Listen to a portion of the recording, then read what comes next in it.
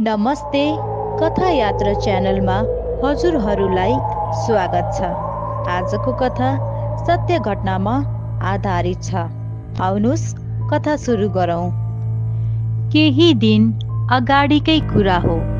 मेरो साथी दीपक आफ्नो साथीलाई भेटेर फर्किँदै थियो, तर ऊ फर्किने बाटो अलिक सुनसान थियो। बस्ती सकिनै लागेको थियो। पुल पार गरेर पछाडि परेका केही घर टाढा टुसुक्क देखिन्थे। म एक्लै करिब आधा घन्टा जति जङ्गलको बाटो पार गर्नुपर्ने थियो। अँध्यारो पाक्लिँदै गयो।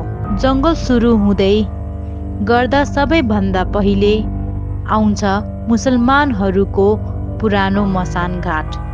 हामी बाल्यकालमा त्यसलाई भूत नाच्ने डाँडो पनि भन्थ्यौँ। बाले त्यही ठाउँका कथा सुनाउँदा म कतिपटक त बिछ्योनमै पिसाब गरिहाल्थे। तर अब म ठुलो भइसकेको थिएँ।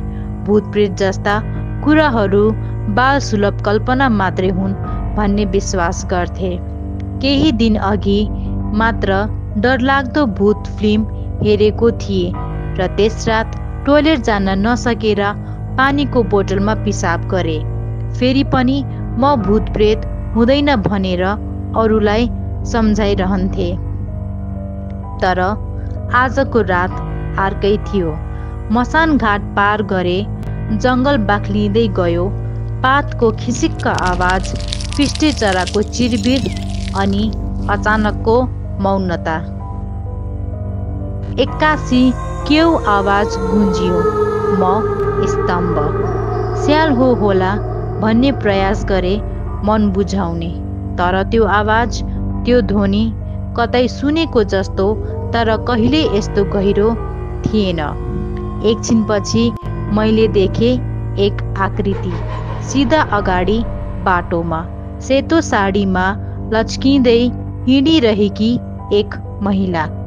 के यो साँच्चै कोही हो कि मेरो कल्पनाको किचकन्या? हिँड्न थाले, डरले होइन, जिज्ञासाले। म उसको पछि पछि लागे। अचानक ऊ फर्की मलाई घुरेर हेरी। दीपक, आउ न, सँगै जाउँ भनिन्। तिमीलाई नै कुरिरहेको थिए। मेरो गाला सुख्यो। ऊ को हो? म त चिन्दिनँ, तर उसले मलाई चिनेकी थिए। बाल विधवा जस्ती देखिने अनुहार, तर रहस्यमय मुस्कान। उसको आँखामा चुम्बकनीय तान थियो। उसले भनी, चिनेनौ र? मैले भने, नाइ। उसको हाँसो जङ्गलभरि गुन्जियो। ठ्याक्कै त्यो किचकन्या जस्तै हाँसो जुन फिल्ममा देखेको थिएँ। भएन, म यति सतीमा छैन।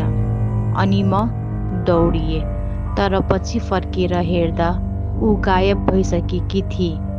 र फेरि, ओए, कहाँ भागेको? कसरी आइपुगी ऊ पछाडिबाट मेरो काँध छोएर? सास रोकिए जस्तै भयो। तर त्यसपछि ऊ सँगै हिँड्न थाली। उसको हिँडाइ, बोलाइ अनि हाँसो सबै कामुक तर रहस्यमय। म आकर्षित हुँदै गएँ। डर र आकर्षणको विचित्र मिश्रणमा हराउँदै थिए। आज मेरो घर जाऊ न, उतै बसौँला, उसले भन्यो। कता पर्छ र? उसले जङ्गलको आरको कुनो देखाई। अझ आधा घन्टा जति हिँड्नुपर्छ, तर चिन्ता नलिई हुन्छ, म छु नि, उसले भने। साँच्चै उसको आँखामा केही थियो। म त्यसमा हराएँ। खोलाको छेउमा पुग्दा हावा चिसिन थाल्यो। आगो निभाएर गएका जस्तै सेता खरानीको थुप्राहरूबाट धुवाँ निस्किँदै थियो। त्यही बेला ऊ नाच्न थाली, हात फैलाएर अकाल्पनिक हर्षमा। कम अन यार दीपक, इट्स अमेजिङ। हाम्रो दुनियाँमा तिमीलाई स्वागत छ, उसले भनी। त्यसपछि म केवल उसका हात समातिरहेको सम्झन्छु। सेतो साडी लगाएकाहरूका झुन्ड आइपुग्छ। बिहान भयो। झिसमिसे उज्यालो। खोलाको बगरमा चिसो ढुङ्गामाथि म नाङ्गो होसिनो एक्लै। कसैले केही नगरेको चोट छैन, तर त्यो रात कहाँ गए म? आशा छ हजुरहरूलाई हाम्रो यो कथा मन परेको होला। मन परेको भए हाम्रो च्यानललाई प्लिज लाइक, कमेन्ट, सेयर अनि सब्सक्राइब गरिदिन नभुलिदिनुहोला। धन्यवाद।